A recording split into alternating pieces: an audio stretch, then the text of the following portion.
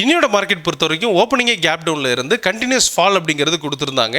இதுக்கான காரணம் அப்படின்னு எடுத்தோம்னா டாரிஃப் ஃபியர் ப்ளஸ் வந்து பார்த்தீங்கன்னா ஒரு ப்ராஃபிட் புக்கிங் அப்படின்னு சொல்லலாம். Both Nifty and bank Nifty ரெண்டுமே வந்து பார்த்தீங்கன்னா அரௌண்ட் 1% நெகட்டிவ்ல முடிச்சிருக்கிறதையும் பார்க்குறோம். அது மட்டும் இல்லாமல் இன்னைக்கு சென்செக்ஸோட எக்ஸ்பைரி டேட்டும் கூட இன்னைக்கு வந்து பார்த்தீங்கன்னா 850 பாயிண்ட் கிட்ட நெகட்டிவ்ல முடிச்சிருக்கிறதையும் பார்க்குறோம். இன்னைக்கு ஹீரோ என்ட்ரி எடுத்தவங்களுக்கு ஒரு நல்ல ஜாக்பாட் அப்படின்னு சொல்லலாம், நல்ல ஒரு ப்ராஃபிட் அப்படிங்கிறதும் பண்ணியிருக்க முடியும் அப்படிங்கிறதையும் புரிஞ்சுக்க முடியாது.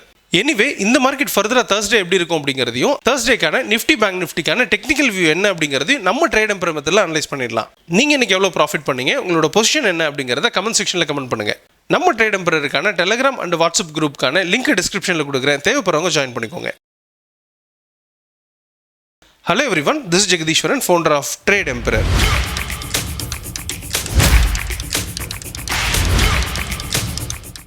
நம்ம ட்ரேட் எம்பரர்ல 2 நியூ செஷன் ஸ்டார்ட் பண்றோம். இது afternoon 12 o'clock and evening 8:15 2 session அவைலபிளா இருக்கு. இமிடியேட் புக்கிங்ஸுக்கு ட்ரேட் எம்பரர் கான்டாக்ட் பண்ணுங்க. இன்னையோட நிஃப்டியை பொறுத்த வரைக்கும் ஒரு கேப் டவுனில் தான் இருந்துச்சு. அண்ட் அங்கேருந்தே வந்து பார்த்தீங்கன்னா ஒரு ஸ்டீப் ஃபால் அப்படிங்கிறது கொடுத்துருந்தாங்க. வித்தின் ஒரு 9:30 9:45 வந்து பார்த்தீங்கன்னா உங்களுக்கு நியர் 24,760 வந்து ரீச் பண்ணிருந்ததை பார்க்க முடிஞ்சது. அங்கேருந்து ரெக்கவரியான ப்ரைஸ் வந்து பார்த்தீங்கன்னா ஒரு சைட்வேஸ்லேயே ரொம்ப நேரமாக ட்ராவல் பண்ணிட்டு இருந்த ப்ரைஸ் வந்துட்டு மார்க்கெட் முடியும் போது வந்து பார்த்தீங்கன்னா ஒரு பெரிய ஃபாலையும் கொடுத்துருந்தாங்க. அது மார்னிங் கொடுத்த லோவையும் பிரேக் பண்ணியிருந்ததை பார்க்க முடிஞ்சது. மார்க்கெட் முடியும் போது 24,710 முடிச்சிருக்காங்க. இந்த ப்ரைஸ் பொறுத்த வரைக்கும் கீழே வந்ததுக்கான முக்கியமான ரீசன் பொறுத்தவரை எடுத்து பார்த்தோம்னா உங்களுக்கு யூஎஸ்க்கான டாரிஃப் இது நாளைக்கு ஈவினிங் வந்து பார்த்தீங்கன்னா அதாவது இந்தியன் டைமில் நாளைக்கு நைட்டு வந்து பார்த்தீங்கன்னா உங்களுக்கு 12 o'clock அனௌன்ஸ்மெண்ட் இருக்குது அல்லது இம்ப்ளிமெண்டேஷன் இருக்குது. இதனால் வந்து பார்த்தீங்கன்னா ஒரு பெரிய ஃபால் அப்படிங்கிறது கொடுத்துருக்காங்க அப்படின்னு சொல்லலாம். இதுக்கு முக்கியமான பார்ட்டிசிபேஷனாக உங்களுக்கு எக்ஸ்போர்ட் ஆகக்கூடிய சில இண்டஸ்ட்ரி அப்படின்னு சொல்லலாம், கெமிக்கல் இண்டஸ்ட்ரி அண்ட் இது இல்லாமல் டெக்ஸ்டைல் இண்டஸ்ட்ரி இதெல்லாம் வந்து பார்த்தீங்கன்னா பெரிய லெவலில் அஃபெக்ட் ஆயிருக்கு அப்படின்னு சொல்லலாம். இந்த எக்ஸ்போர்ட் ஆகக்கூடிய இந்த ப்ராடக்ட் அல்லது இண்டஸ்ட்ரி எல்லாமே வந்து பார்த்தீங்கன்னா பெருசாக இன்னைக்கு கீழே விழுந்ததுன்னு சொல்லலாம். இது இல்லாமல் வந்து பார்த்தீங்கன்னா ப்ரைஸ் வந்து ரொம்ப ஹையில் இருக்குது. இந்த பிரைஸுக்கான ப்ராஃபிட் புக்கிங் அப்படிங்கிறது நம்ம எதிர்பார்த்திருந்தோம். 24,500 வரை வரும் அப்படின்னு சொல்லிட்டு அதை முன்னமே எதிர்பார்த்த விஷயம் தான். அது நியர் வந்து வந்திருக்கிறத பார்க்க முடியாது. இதை பொறுத்த வரைக்கும் நம்ம என்ன சொல்லியிருந்தோன்றதை பார்த்துட்டு வந்துடலாம். தென் என்ன நடக்குது அப்படிங்கிறத நம்ம புரிஞ்சுக்கலாம். சப்போஸ் S1 பிரேக் பண்ணுச்சுன்னா கொஞ்சம் வீக்காக இருக்குது அப்படிங்கிறது மீனிங் அது சப்போர்ட் 2ல் போயிட்டு திரும்பவும் சப்போர்ட் எடுக்கிறதுக்கான வாய்ப்பு இருக்குது. ஆல்ரெடி சொன்ன மாதிரி சப்போர்ட் 2ஆக இருக்கக்கூடிய 24,863 பிரேக் பண்ணுச்சுன்னா 24,500 வரும் அப்படிங்கிறது எக்ஸ்பெக்டேஷனாகவும் இருக்குது. ஸோ ப்ரைஸ் பொறுத்த வரைக்கும் நம்ம எதிர்பார்த்தது மார்க்கெட் வந்து பார்த்தீங்கன்னா நாளைக்கு ரெசிஸ்டன்ஸ் 1 பிரேக் பண்ணுச்சுன்னா ரெசிஸ்டன்ஸ் 2 வரைக்கும் போகும் அப்படிங்கிறது எதிர்பார்த்துருந்தோம். சப்போஸ் சப்போர்ட் 2ஆக இருக்கக்கூடிய 24,863 கீழே சஸ்டெயின் ஆயிடுச்சுன்னா ப்ரைஸ் வந்துட்டு 24,500 போகும் அப்படிங்கிறது எதிர்பார்த்துருந்தோம் இல்லையா. அதுக்கான ஒரு ஸ்டெப் எடுத்து வச்சிருக்கு அப்படின்னு சொல்லலாம். அதில் ஒரு டவுன் ட்ரெண்ட் அப்படிங்கிறது ஃபார்ம் ஆயிருக்கு அப்படின்னு சொல்லலாம்.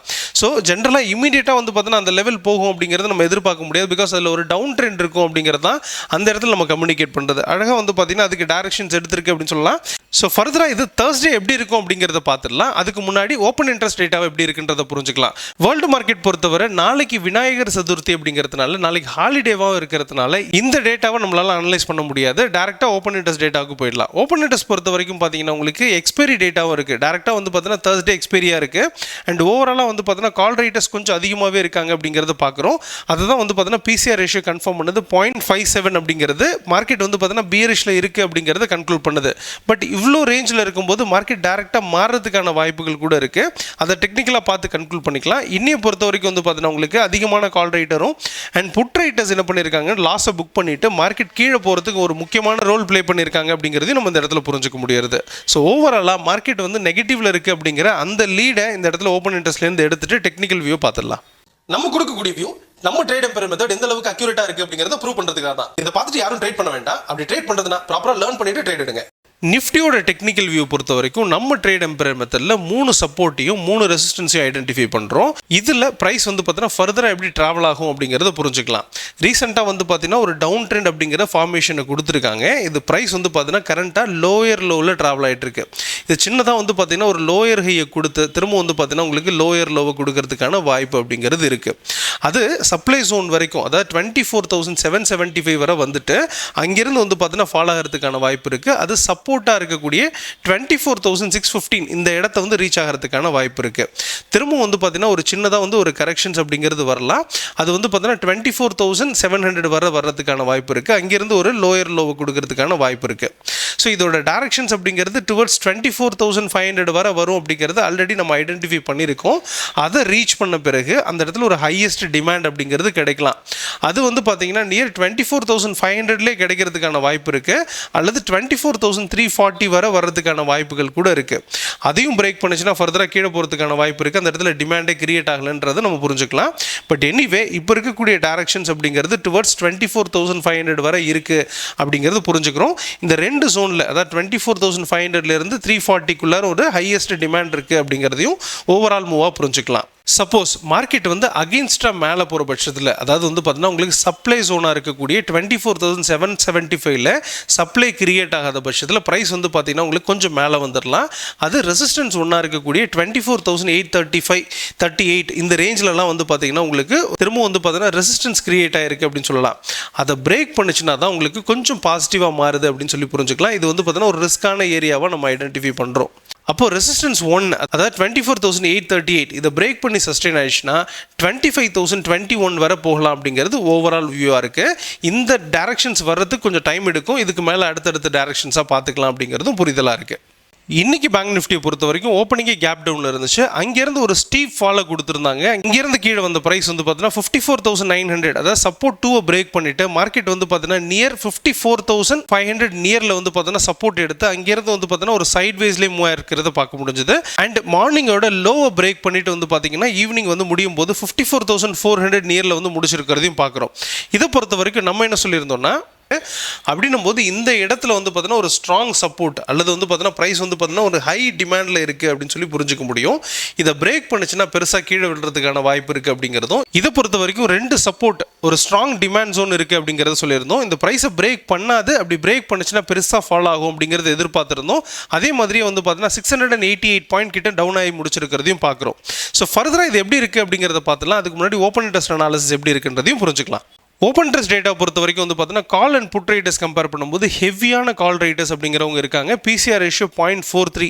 மார்க்கெட் வந்து பார்த்தீங்கன்னா ஹெவியான பியரிஷில் இருக்குது. மார்க்கெட் மேலவே வராது அப்படின்றத நம்ம எதிர்பார்க்கலாம். இந்த மந்த்துக்கான எக்ஸ்பைரி கமிங் தேர்ஸ்டே வர்றதுனால மார்க்கெட்டில் வந்து பார்த்தீங்கன்னா பியரிஷ்னஸ் அதே கண்டினியூ ஆகிட்டு இருக்கு அப்படிங்கிறதுனால ஃபுல்லாகவே டவுன் ஆகும் அப்படிங்கிறதையும் இந்த இடத்துலேருந்து லீடாக எடுத்துக்கலாம். அண்ட் இன்னையை பொறுத்த வரைக்கும் வந்து பார்த்தீங்கன்னா கால் ரைட்டர்ஸ் ஹெவியாக இருக்காங்க. அட் த சேம் டைம் வந்து பார்த்தீங்கன்னா புட் ரைட்டர்ஸ் செல் பண்ணாங்க இல்லையா, அவங்க லாஸை புக் பண்ணியிருக்காங்க அப்படிங்கிறது இந்த இடத்துல புரிஞ்சுக்க முடியாது. ஸோ ஓவராலாக மார்க்கெட் டேர்ன் ஆயிருக்கு நெகட்டிவ் சைடில் அப்படிங்கிறது புரிஞ்சுக்க முடியாது. தென் ஃபர்தராக இது எப்படி மூவ் ஆகும் அப்படிங்கிறத டெக்னிக்கல் அனாலிசிஸ் மூலமா ஃபைனலாக கன்க்ளூட் பண்ணிக்கலாம். பேங்க் நிஃப்டியோட டெக்னிக்கல் வியூ பொறுத்த வரைக்கும் நம்ம ட்ரேட் எம்பையர் மெத்தடில் 2 சப்போர்ட்டையும் 3 ரெசிஸ்டன்ஸையும் ஐடென்டிஃபை பண்ணியிருக்கோம். இதில் ஃபர்தராக இந்த ப்ரைஸ் எப்படி மூவ் ஆகும் அண்ட் ட்ராவல் ஆகும் அப்படிங்கிறத பார்த்துடலாம். இப்போ இருக்கக்கூடிய ஜோன் வந்து பார்த்தீங்கன்னா நியர் ஒரு லோயர் லோவை கொடுத்துட்டு சின்னதாக ஒரு லோயர் ஹையும் கொடுத்துருக்காங்க. அதுலேருந்து ஒரு நியூ லோயர் லோவை கொடுத்து முடிச்சிருக்காங்க. இங்கேருந்து வந்து பார்த்தீங்கன்னா உங்களுக்கு சின்னதாக ஒரு கரெக்ஷன்ஸ் கொடுத்து அப் டு வந்து பார்த்தீங்கன்னா இந்த சப்ளை ஜோனாக இருக்கக்கூடிய 54,722 இந்த இடத்த போய் ரீச் பண்ணுறதுக்கான வாய்ப்பு இருக்குது. இங்கே வந்து பார்த்தீங்கன்னா சப்ளை ஜோன் அப்படிங்கிறதுனால ஃபர்தராக இது நியூ லோயர் லோவை கொடுக்கும் அப்படிங்கிறது எக்ஸ்பெக்டேஷன். அது டுவர்ட்ஸ் வந்து பார்த்தீங்கன்னா உங்களுக்கு அடுத்த சப்போர்ட்டாக இருக்கக்கூடிய 53,655 இந்த ரேஞ்ச் வரைக்கும் போகலாங்கிறது ஓவரால் எக்ஸ்பெக்டேஷனாக இருக்குது. இதிலேருந்து வந்து பார்த்தீங்கன்னா ஒரு சின்னதாக ஒரு லோயர் ஹையை கொடுத்து அடுத்த சப்போர்ட்டாக இருக்கக்கூடிய அல்லது அடுத்த டிமாண்ட் ஜோனாக இருக்கக்கூடிய 52,835 825 இந்த ரேஞ்ச் கிட்ட வரலாம் அப்படிங்கிறது எக்ஸ்பெக்டேஷனாக இருக்குது. இந்த இடத்துல வந்து பார்த்தீங்கன்னா ஒரு ஸ்ட்ராங் டிமாண்ட் அப்படிங்கிறது இருந்துட்டு இருக்கு.